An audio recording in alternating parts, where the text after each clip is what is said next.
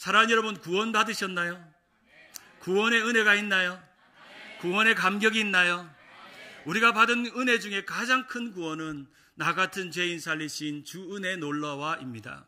하나님의 구원의 감격이 없었다면 오늘 우리가 은혜라고 쓰는 이 단어를 쓸 수 없을 것입니다. 우리가 구원의 은혜를 생각하면서 우리가 눈으로 보는 하나님의 은혜가 있습니다. 하나는 세례고 하나는 성찬입니다.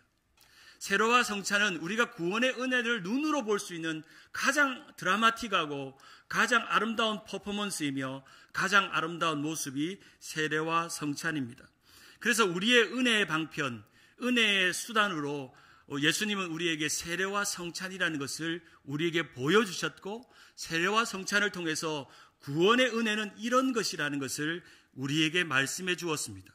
그래서 이 은혜의 방편 중에 또 다른 방편인 이 성례에 대해서 우리가 함께 살펴보려고 합니다.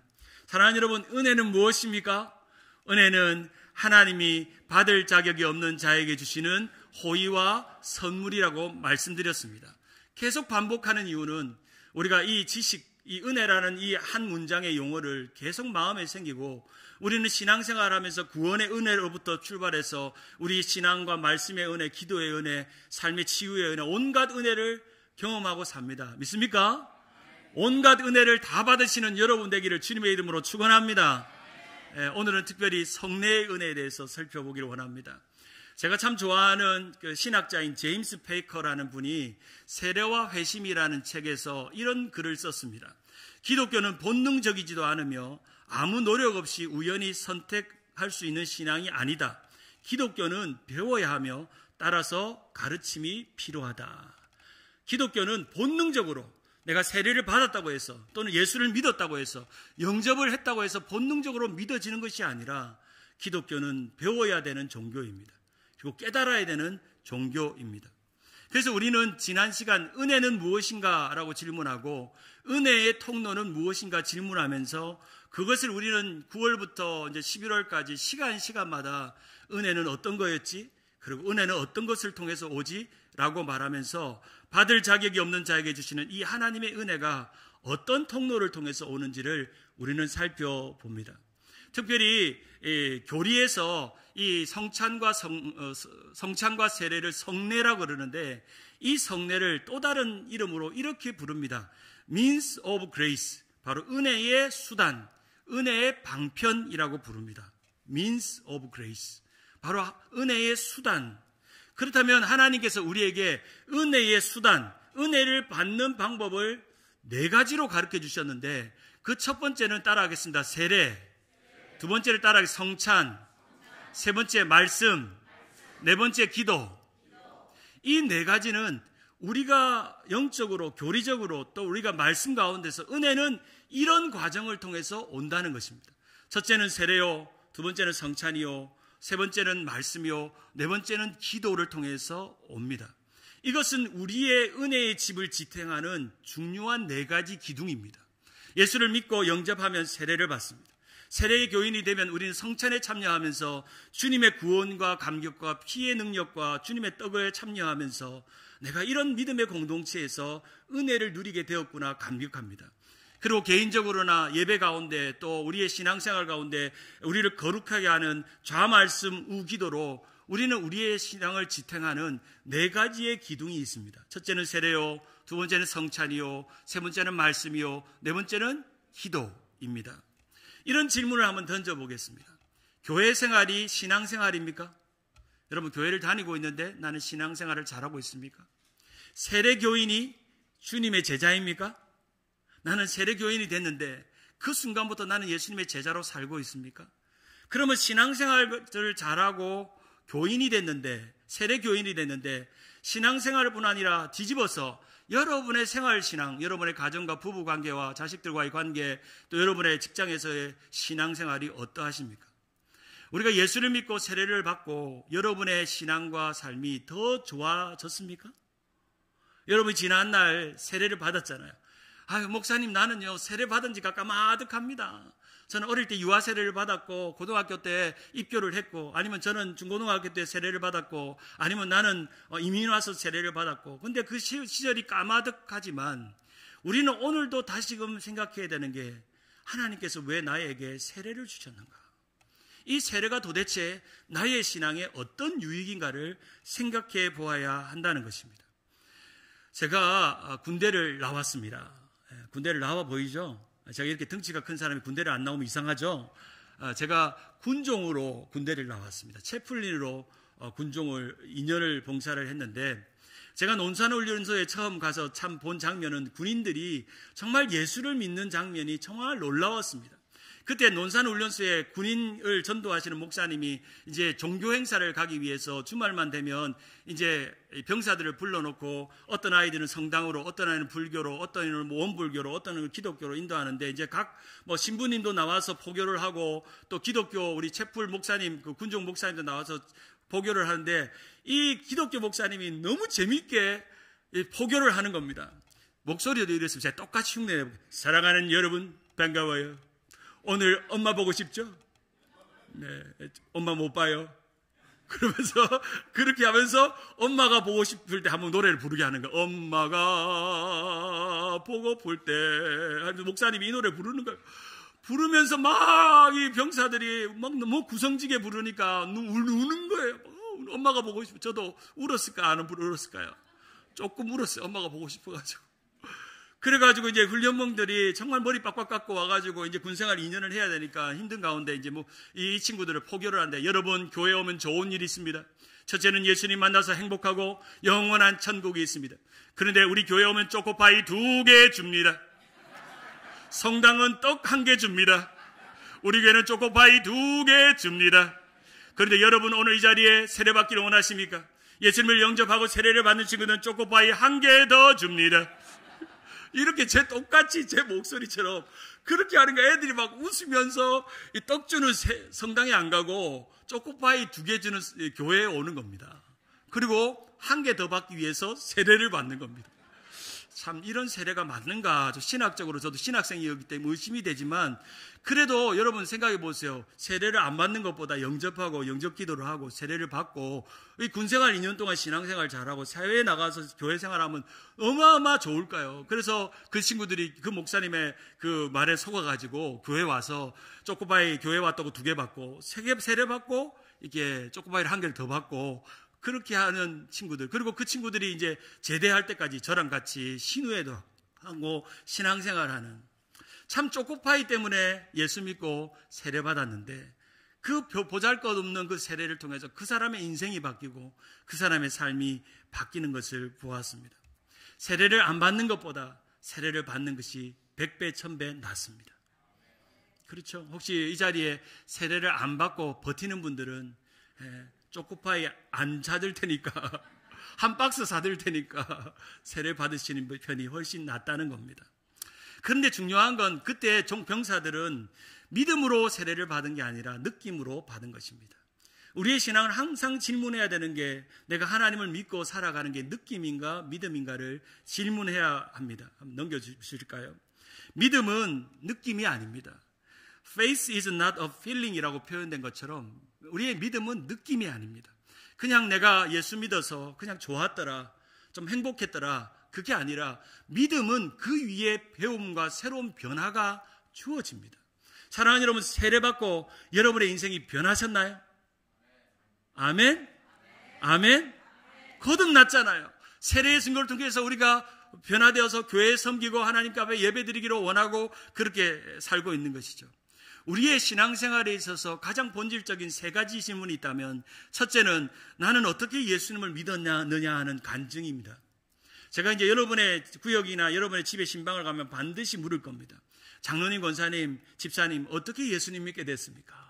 어떤 분들은 모태신앙으로, 어떤 분들은 미국 이민 와가지고, 어떤 분들은 어떻게 인생의 우여곡절 끝에 하나님 앞에 예수 믿었던 그 첫사랑, 그 은혜들을 우리는 다 간직하고 있습니다. 두 번째 질문은 당신은 무엇을 믿고 있느냐 하는 겁니다. 내가 믿는 것이 나 자신인가, 교회는 다녔지만 나 자신인가, 아니면 예수 그리스도 십자가를 의지하고 하나님의 은혜를 의지하고 말씀을 의지하고 그 은혜 속에 살고 있는가. 세 번째 질문은 당신이 믿고 있는 것을 이해하고 있는가 하는 것입니다. 우리는 첫 번째, 두 번째 질문까지는 다 대답할 수 있는데, 내가 지금 믿고 있는 것을 설명해 보라면, 그리고 어떻게 이해하고 있느냐고 말해 보라면 우리는 주저하게 됩니다. 성 어거스틴이, 원래는 이 성 어거스틴의 라틴어 이름이 아우구스투스인데, 이 성 어거스틴이 원래는 정말 아름다운 신앙의 사람, 성자가 아니었죠. 그는 그의 어머니 모니카가 사랑하는 이 아들을 위해 기도했고, 불신 남편 가운데서 아들이 태어났지만 정말 이 아들만은 남편처럼 방탕하고 허랑방탕한 삶을 살지 않고 이 아들만은 하나님 앞에 바쳐진 인생이 되기를 어머니 모니카는 날마다 기도했습니다. 그렇게 기도했는데도 이 어거스틴은 그 마음 안에 진리에 대한 탐구는 늘 있었습니다. 하나님은 알지 못했고 또 하나님을 받아들이지 못했지만 진리에 대한 탐구는 늘 있어서 진리가 어디 있는가 늘 의심하고 생각하다가 어느 날 마니교라는 이단에 빠지기도 하고, 또 술과 또 음란에 빠져서 방탕하게 살기도 하고, 또 그리고 수사학을 가르치는 지식을 배워서 이 수사학을 배움으로 진리가 무엇인지를 좀 배우기도 하고, 그런 시간을 갖다가 우연히 어떤 친구 집에 머물고 있었는데 하루는 정원에 거닐다가 내가 진리가 무엇인가, 내가 내 인생의 수많은 것들을 다 경험해보고 인생의 모든 것을 다 겪어봤는데 도대체 진리는 무엇인가 라고 묻고 질문하다가 갑자기 하늘에서 음성이 들립니다. 책을 들고 읽어라. 똘레 레게라는 라틴어가 들립니다. 깜짝 놀랐습니다. 아무도 없는 이 정원에서 똘레 레게, 책을 읽고 어서 가서 그 책을 펴보라 하는 이야기를 듣습니다. 그래서 방에 들어가서 성경책이 놓여있는 것을 보고 제일 먼저 핀 것이 로마서 13장 13절에서 14절입니다. 13절에 이렇게 적혀 있습니다. 낮에와 같이 단정히 행하고 방탕하거나 술 취하지 말며 음란하거나 호색하지 말며 다투거나 시기하지 말고 오직 주 예수 그리스도로 옷 입고 정욕을 위하여 육신의 일을 도모하지 말라. 이 구절이 이 어거스틴의 마음에 마치 번개가 맞은 것처럼 깨달아지는 은혜가 있는 것입니다. 맞다. 내가 허랑방탕하게 인생을 살았지만 이제 내가 할 일은 오직 주 예수 그리스도로 무엇을 입는다고요? 무엇을 입는다고요? 옷을 입는다. 내가 유명한 사람 수사학자로도 살아봤고 방탕한 삶으로도 살아봤고 세상 이방 종교에 빠져보기도 했지만 나는 그리스도의 옷으로 입는 그것이 내 인생을 결정하는구나 라고 깨닫고, 그는 고백록에서 이 장면을 이렇게 회상합니다. 말씀을 읽는 순간 주체할 수 없는 감동이 그의 가슴으로 몰려왔다. 그의 마음은 무너졌고 무너진 마음에 예수 그리스도께서 들어오셨다. 그는 이제 새로 태어나야만 했고 세례를 받고 싶은 열망이 생겼다. 그리고 나서 그는 837년 봄 부활절 전날에 아우구스투스 이 어거스틴은 밀란의 주교 암브로시스에게 찾아가서 비로소 세례를 받습니다. 그리고 그는 그 자리에 털썩 주저앉고 자신의 삶을 하나님 앞에 드리며 그리스도의 옷 입은 삶으로 살기로 결단합니다. 이 바울과 종교개혁자 루터 사이에 가장 아름다운 성인이라고 불리는 사람이 이 어거스틴입니다. 그러면서 자신의 인생에 한 가지의 모토를 세웁니다. 그것이 뭐냐면 라틴어로 크레도 운트 인텔리감이라는 표현입니다. 이것은 뭐냐면 한번 따라할까요? 나는 이해하기 위해 믿는다. 이해하기 위해 믿는다는 겁니다. 그냥 믿지 않겠다는 겁니다. 나는 왜 이 믿음이 어떻게 왔는지, 내가 이 믿음이 어떻게 생겼는지 날마다 연구하고 생각하고 묵상하고 깨달아서 이해하기 위해 믿는 것입니다. 우리의 믿음은 오른쪽에는 faith, 진실이 있습니다. 사실이 있습니다. 왼쪽에는 feeling이 있습니다. 이 사실과 믿음과 이 느낌 사이에서 우리의 믿음이 있습니다. 성경에서 기록하는 우리의 믿음의 내용이 설명한 진실이 있고 진리가 있고, 그리고 오늘 그 진리가 내 마음에 찾아오므로 성령님이 깨달아지게 하시고 믿어지게 하시고 감화감동이 일어나야 믿음이 생기는 것입니다. 오늘 이 말씀을 듣는 여러분 안에 깨달아지고 믿어지고 감화감동되어지는 역사가 일어나기를 주님의 이름으로 축원합니다. 우리가 잘 아는 기독교의 교리 중에 소교리 문답 88문항에 보면 이런 내용이 있습니다. 그리스도께서 우리에게 구속의 은혜를 전달하시는데 사용하시는 외적인 방도는 무엇입니까? 라는 질문입니다.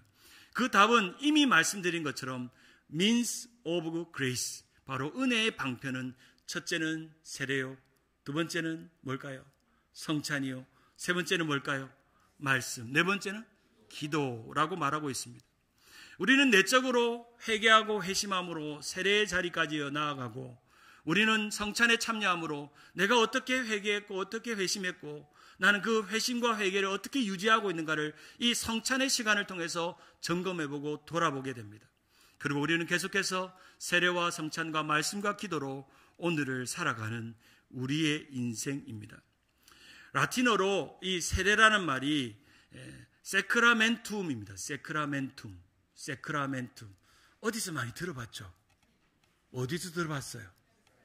세크라멘토. 이 라틴어 세크라멘툼이 스페니시 세크라멘토가 된 겁니다. 여러분이 캘리포니아가 캐피럴이 어디입니까? 이거 모르면 시민권에서 탈락. 세크라멘토입니다. 세크라멘토 이름이 성례입니다. 여러분 모르셨죠?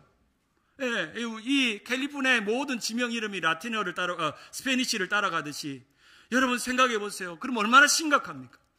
이 하나님을 거룩하는 세례와 성찬을 상징하는 이 성례의 이름 세크라멘토에서 그 의회에서 동성애법을 만들고 진리에 어긋나는 일들을 만드는 너무나도 안타까운 현실이 오늘 우리 캘리포니아 안에 세크라멘토에서 일어나는 것입니다.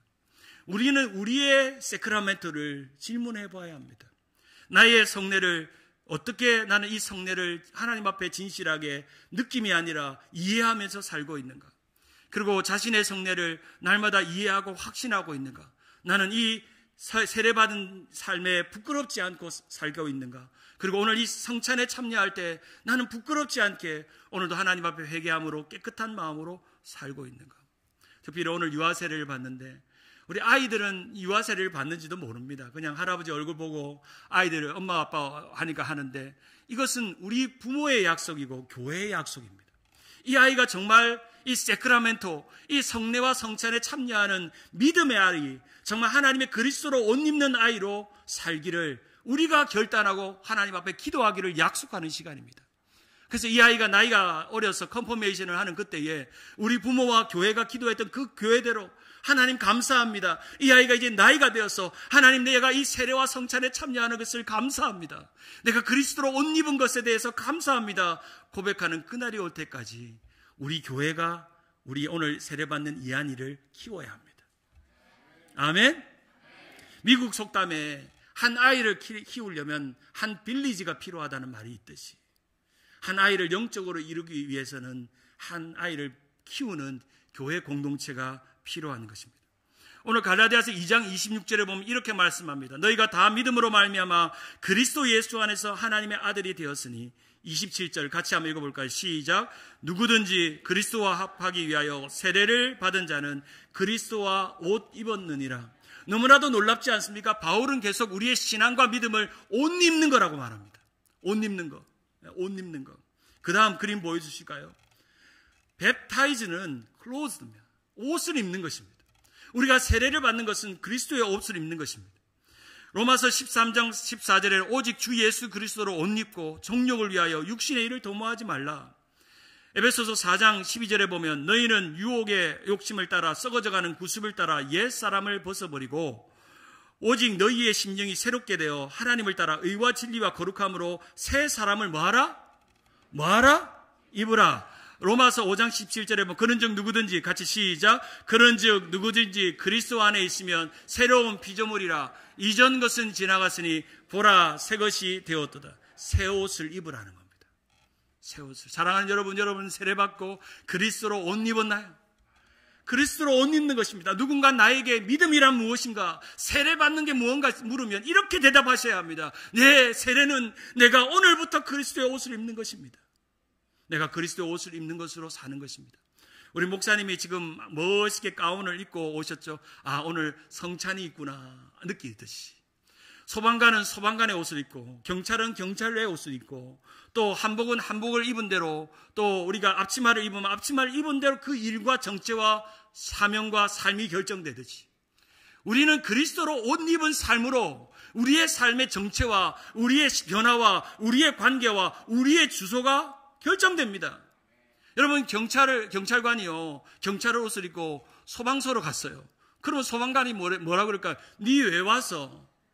소방관이 갑자기 경찰서로 가서 왔어요. 주소가 틀린 거예요.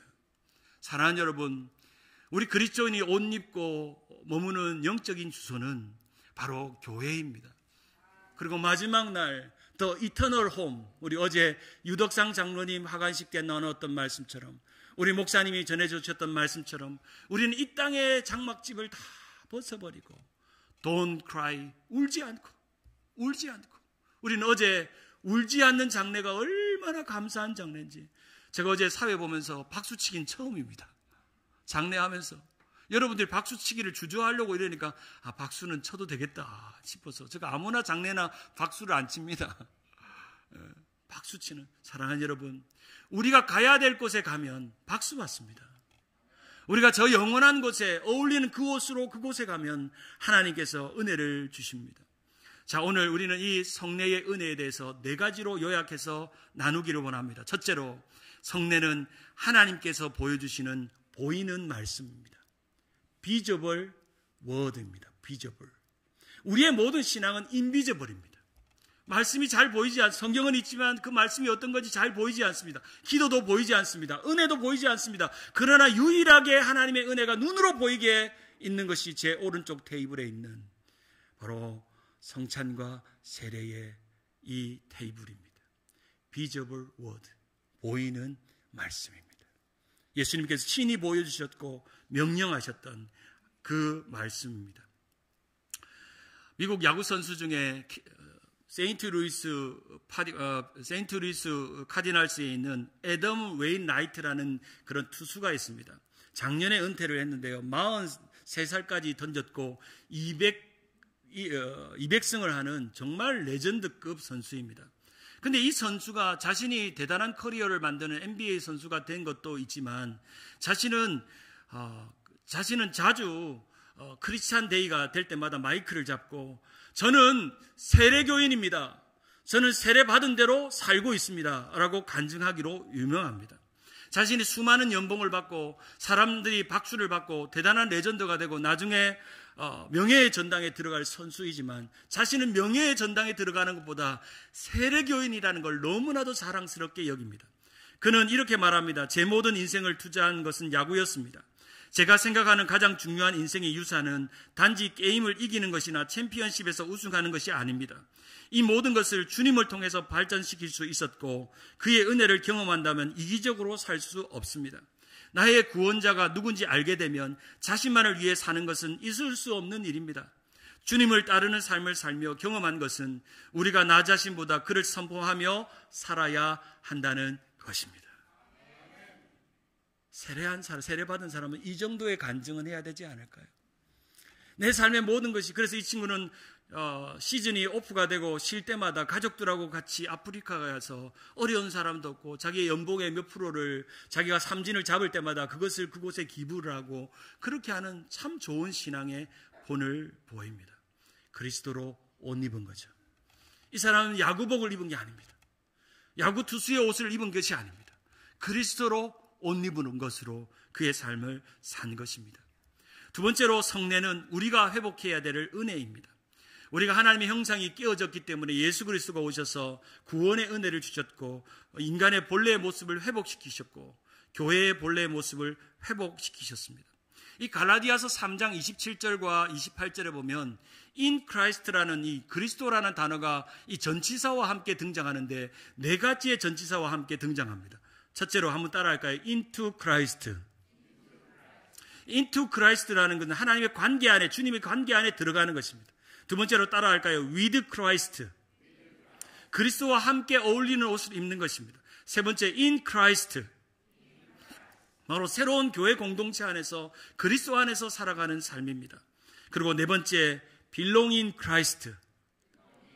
네, 저보다 발음이 좋으시군요. belong in Christ. 우리가 누구에게 속하고 누구의 것이 되는가는 이 into Christ, with Christ, in Christ, belong in Christ라고 설명할 수 있는 것입니다. 바로 우리가 그리스도인이 된다는 것은 그리스도 안에 들어가는 것이고 그리스도로 옷 입는 것이고 그리스도와 함께 사는 것을 의미합니다. 세 번째로, 성례는 구원하신 은혜의 표이며 상징입니다. 세례는 우리의 몸이 깨끗하게 씻음바 되어지고 더러운 것이 없어지는 걸 의미하고, 성찬은 주님과 함께 디너를 나누는 것입니다. 그리고 주님과 함께 씻음과 디너를 나누면서 주의 떡에 참여하면서 우리의 구원의 표가 이 성찬과 성찬기에 담긴 떡과 포도주로 우리는 우리의 삶을 다시금 생각하면서 means of grace, 은혜의 방편이 이것이구나 깨닫는 것입니다. 네 번째로 성례의 은혜로 그리스도로 옷 입고 살아가야 합니다. 사랑하는 여러분, 지금 여러분 무슨 옷 입으셨나요? 그러면 그리스도의 옷을 입었다고 말해야 합니다. 한번 다시 물어볼게요. 여러분 무슨 옷 입으셨나요? 아멘. 아멘. 그것으로 충분합니다. 그러면 그 옷 입은 대로 하시면 됩니다. 그리스도의 옷 입은 대로 거룩하고 정결하게 사는 것입니다. 나의 세례는 복음 예식입니다. 나의 세례는 결혼식입니다. 나의 세례는 장례식입니다. 나의 세례는 입대식입니다. 나의 세례는 부활절입니다. 나의 세례는 생일날입니다. 오늘 이한이가 유아 세례 받는데요, 세컨 벌데이가 생긴 것입니다. 두 번째 생일이 생긴 것입니다. 이 날이 이 아이에게는 너무나도 소중한 날이 되어서 우리 사랑하는 부모님들, 가족들이 이 이한이를 잘 키우고 믿음으로 키우는 역사가 일어날 줄 믿습니다. 루터는 이렇게 말했습니다. 하나님의 사랑에 의심이 생기고 스스로 치명적인 절망에 빠질 때마다 이렇게 외치라. 나는 세례를 받았다. 한번 따라할까요? 나는 세례를 받았다. 그저 우리가 어린 날 어느 날 내가 알지 못했을 때 세례받은 것으로 그냥 추억으로 지난날 그냥 세례증, 세례 사진에 있는 것으로 기억하지 마시고 날마다 나는 세례를 받았다. 그리스도로 옷 입었다. 그렇게 고백하는 여러분 되기를 바랍니다. 최고의 지성이었던 고 문화부 장관이었던 이어령 교수님이 2007년에 드디어 예수를 믿었습니다. 옆에 있는 홍정길 목사님하고 그리고 또 하용조 목사님이 이 이어령 교수님에게 세례를 주었습니다. 자신의 딸이었던 이 딸이 항암 치료를 받고 고통을 받는 걸 보면서 이 절망과 죽음 앞에서 하나님을 의지하며 딸을 살려달라고 구하면서 교회를 다니기 시작했고, 주변 사람들이 박사님 세례를 받아야 그리스도인입니다. 세례를 받아야 그리스도인입니다 라고 말해도 세례를 거부하고 있다가 어느 날 마음이 동해서 세례를 받았습니다. 나는 왜 예수를 안 믿었는가? 나는 왜 예수를 믿어야 되는가? 비로소 나는 이 세례의 순간 깨달았다는 겁니다. 그는 그의 책에서 이렇게 간증합니다. 제가 세례를 받을 때 머리에 물을 막 부어주더군요. 그때 말할 수 없는 눈물이 그 물과 함께 내 눈을 적시더군요. 내가 왜 울었는지를 집에 와서 생각해 봤어요. 사람이 강한 체 하지만 정말 얼마나 고독하게 사는지 모릅니다. 한참 싸울 때 누군가 옆에 진정으로 위로해주면 눈물 나지요. 내 인생에 하나님이 이렇게 역성 들어주는 것 같아서, 내 인생에 하나님께서 나를 역성 들어주는 것 같아서 나는 나도 모르게 그동안 지성은 울지 않는다고, 지성이는 울 수 없다고 그렇게 수없이 외치고 사람을 가르쳤고, 무신론자로 살아가면서 기독교의 지성은 잘못된 것이라고 그렇게 반박했건만, 나는 이 세례를 받는 가운데 하나님이 이 절망 가운데 있는 나에게 역성 들어주는 것 같았어. 나는 그 하나님 앞에 눈물을 짓게 되었습니다. 그리고 이 보잘것없는 믿음으로 믿음의 문지방을 넘게 하심에 감사합니다. 믿음의 문지방을 넘게 하심을 감사한다고 그렇게 고백했던 내용입니다. 그 세례를 받고 이 이어령 박사님은 2022년에 소천하셨습니다. 그가 살아가는 동안도 항암 치료 때문에 큰 고통을 많이 겪는데도 그가 남겼던 예수 믿기 전의 고백보다 더 아름다운 믿음의 고백들을 여러분 유튜브로 이어령 교수의 간증을 찾아보면 수없는 아름다운 간증이, 정말 이렇게 지성인은 이렇게 이해되고 믿는구나, 지성인은 이렇게 이해된 대로 하나님 앞에 고백하는구나 라고 고백하면서 이렇게 고백합니다. 역시 저는 신앙의 힘이 부족했던 문지방에서 서성거리던 10년이었는 것 봅니다. 그러나 나의 신앙이 조금만 두터워진다면 주님이 제 머리맡에 계실 겁니다 라고 믿고 그는 소천했습니다. 그리고 그 장례에는 아름다운 축복과 찬송이 울려 퍼졌습니다. 말씀을 맺습니다. 은혜의 방편 means of grace가 뭐라고요? 세례와 성찬입니다. 우리는 기독교는 종교가 아닙니다. 기독교는 복음입니다. 복음입니다. 기독교는 복음이기 때문에 종교는 노력하라고 말하지만 복음은 믿으라고 말합니다. 종교는 올라가라고 말하지만 복음은 내려오라고 말하고, 우리의 means of grace, 바로 세례, 성찬, 말씀, 기도, 바로 그것이 우리의 은혜의 통로인 줄 믿습니다.